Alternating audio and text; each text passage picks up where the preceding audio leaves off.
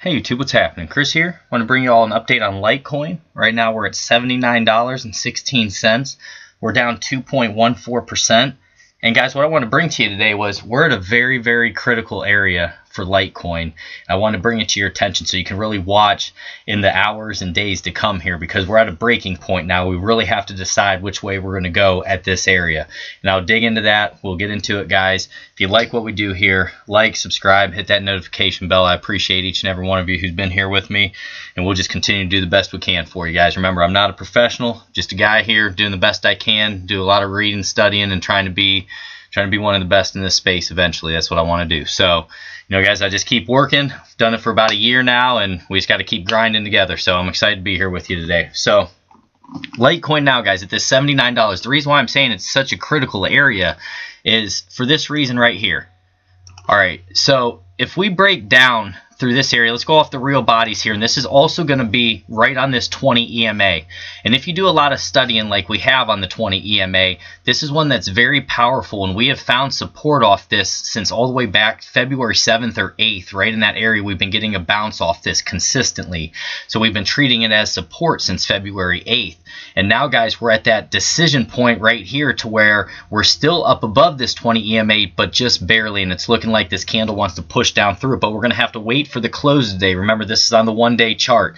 And also this white line that I have here, guys, with this straight shot that we went up in this candle, we didn't build any support. So this backside, if we do break down through this 20 EMA right here, we could fall very hard and very fast and see if we can get some support off the 50 moving average there around that $65. Wouldn't be a terrible area, because it also coincides with all this that we have here, all this support and resistance that we finally broke up through. Remember, we want old resistance to become new support. We want to consolidate on top of it. That's what we're looking for. So if I pull this white line off now, I want you to really look at this 20 EMA. I'm going to zoom in, and you'll see how much fight there's been between it, because Litecoin's saying, I don't want to give it up, but we're going to have to see. So this has been, let's see, guys, about 7 days now that we have been fighting with it, and we've wicked down through it.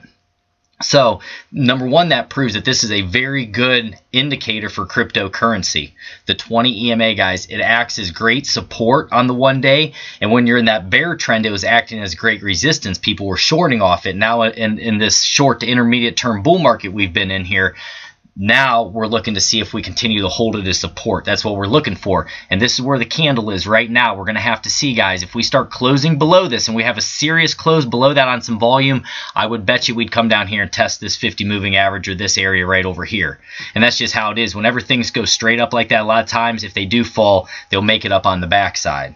So those are kind of the downside targets that I do want you to pay attention to, and also pay attention to this MACD. We've had that downward cross, and you can see the histograms kind of tick downwards. Now it's looking like we're kind of flattening out. So we're going to have to see with this drop here if we're going to continue to move sideways, or if we're going to break down, or if we're going to break up. Now, to the upside, my target. So remember, downside targets, we're looking at this 50 moving average. If this 20 breaks on significant volume, I would be looking at $65 as a spot for it to go down to. All right, now to the upside, say we want to break to the upside from here and we continue to treat this 20 as support, I would look right up to this area here, guys, around $83. If we can get up above 83, 84, then I'd look to where we had this shooting star candle off the real body at $88, and then I would go up to around $92. So those would be basically my targets to the upside. So downside target about that 65, guys, to 60, let's see, $61. And this isn't using Fibonacci. There could be some Fibonacci levels in here, which I will pull in a moment for us just to see if there's any other areas. But those are the two that I'm looking for on the downside. That's 65 and around 62. And then to the upside around 83. And then I would look around that 88. And then around that 91 or 92, then ultimately the $100, that round psychological level. And I just want to be able to give you guys the targets to the upside, the downside, and then the sideways, obviously, where we can move sideways. Because you got to have a plan for both. And what I'm going to do, I'm going to be setting alarms right in here. And then I'm going to set alarms up here so that what you do, guys, you're not tied to your computer. You can go do what you want. And then when you hit an alarm and it goes off, then you can run to your computer and see what's going on. And I'm going to show you how to do that here as well. So here's my alarm. We right-click. Add alert right there. Okay, guys, so we're going to create that. And then down here, I want to know if it breaks down through this 20. So I'm going to put it pretty close, around that 76.26. So I'm going to add that alarm right there.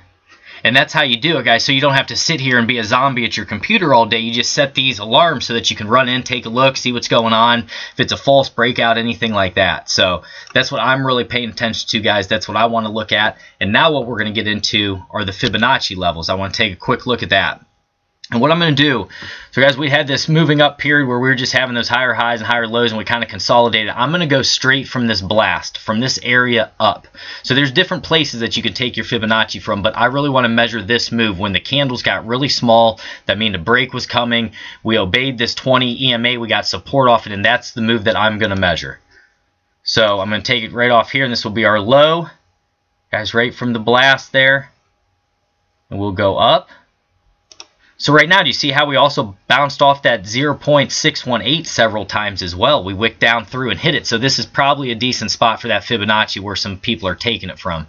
You know, guys, we could have taken it from there. We could have taken it from back in here. We could have taken it from this spot. So there's just different areas, and guys are going to be looking at different things. And what I do, I like to do a bunch of them. Then I'll do a full one from basically the macro version, from the swing low to the swing high. I'll use it in some different ways than other people use it. I'll even use it on the RSI sometimes to let you know. And it's something that I've learned works pretty well. So guys, let's pay attention to that. And you see where my alarm is, right on that 618, and then right above this 0.382. That's what I'm looking for. So the tighter that the candles get, when they get smaller like this, guys, you see how they're real small back here? This is something I'm going to let you in on. Whenever they're real small, that means a break to the upside or the downside is most likely coming here. Now, do you see it can take days? It can take 5, 6, 7, 8, whatever days. We moved sideways here for 12 or 13 days where there was hardly any price action. And that's where people who really love, you know, trading or gambling, whatever it is, they can get really anxious during this time right in here. And for me, this is when I was studying. I'm just being patient and waiting, and we waited for that break. And that's what you want to do. You want to wait for the break.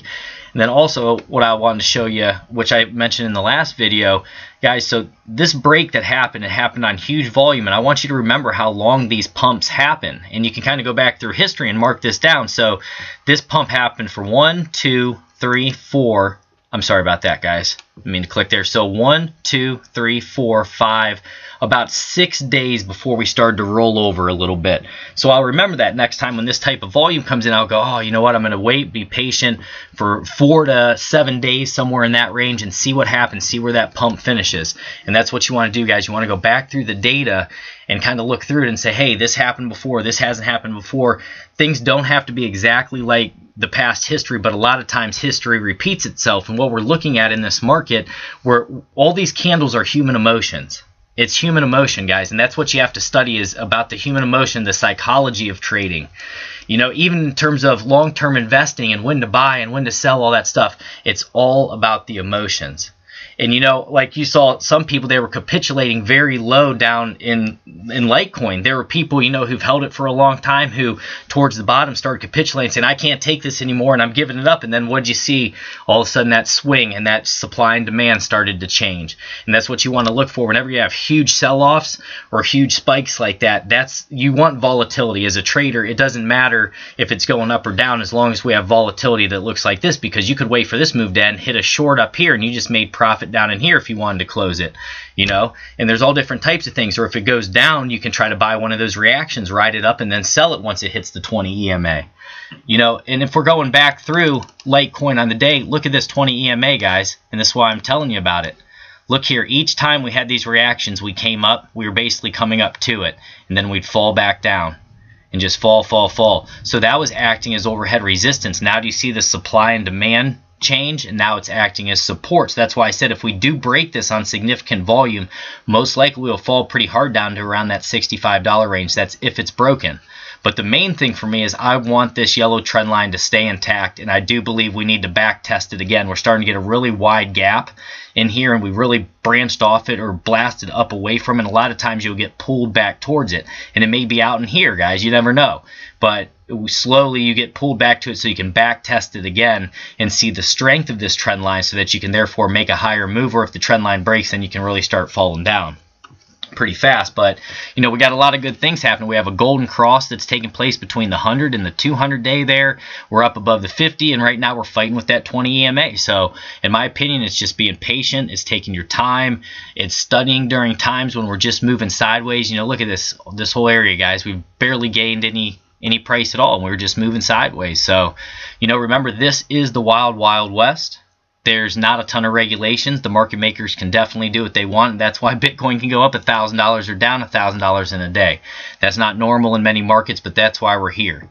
It's exciting, And also, not to vary away from that, guys, but this was what I was talking about. This last leg, this is where a lot of people really sold out.